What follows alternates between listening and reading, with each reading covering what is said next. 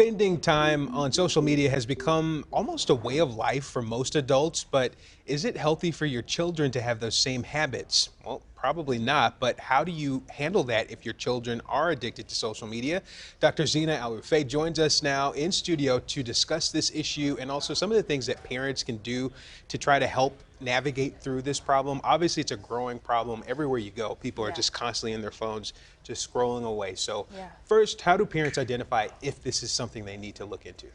So there are some red flags that we could look for to see if your child has like problematic use of social media. If they're not interacting with the family as much as they usually do, if they're not getting the sleep and physical activity that they need, if they're trying to stop and they feel like they can't, like they themselves realize that they feel like they're addicted to it, that can be a definite red flag that there could be something going on. And again, the bad thing is some of the parents could be addicted. Yes. So to be a thing like, hey, put that phone down sometimes. Yeah. So what could be some of the negative impacts on kids? Yeah, there's positive and negatives out there. So some of the negative things for kids and teenagers, because they're still developing, they're still really vulnerable age, they can be really easily influenced. So negative things, there could be cyberbullying that they could come in contact with, negative body image, eating disorders can definitely arise, especially in young girls, and also identity theft. We don't think about that, invasion of privacy, things like that. Yeah, and like you mentioned, there are some good things in there as well, but when you're being inundated with so much content just throughout the day and also in the night, depending on what you're consuming, that could have a very negative impact on a developing mind. Yeah, because some people ask, like, is there a good platform or a bad platform for children? And really, all the platforms have good and bad. And so it's really, we should be better at navigating the content than they're monitoring what our kids are doing. So for the younger teenagers, we do recommend the parents try to follow their content that they're watching, see what they're watching, talk to them, ask them, like, have you seen anything concerning out there?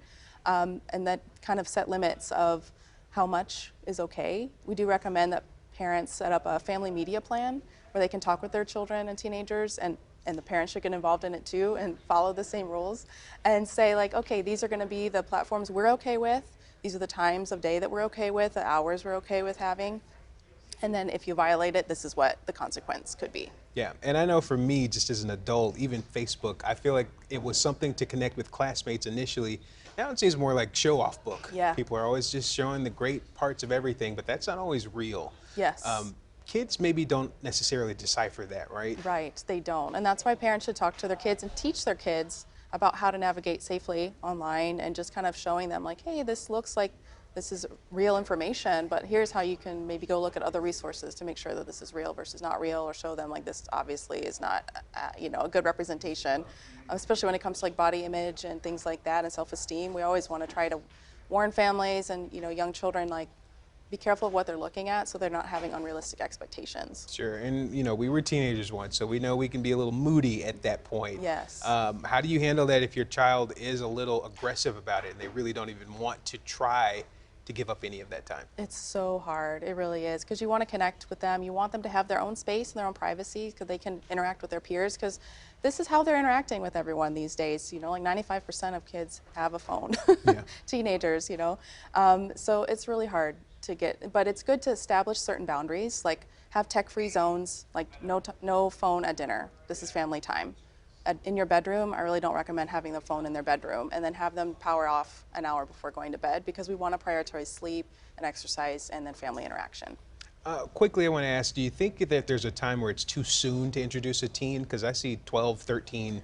Yeah, even younger, unfortunately. Even younger, right. There is an initiative, it's called the Wait Until 8th initiative, where they're recommending waiting until 8th grade to get a child a smartphone and access to social media platforms. Because we hope at that point their brain is a little bit more mature. Still needs supervision, but maybe waiting until 8th grade would be a good boundary. Hopefully someone heard that. I have a feeling there's quite a few people scrolling right now as they watch us, but this is an important message. Yes. So thank you so much for sharing this information with us. Thank you for having me.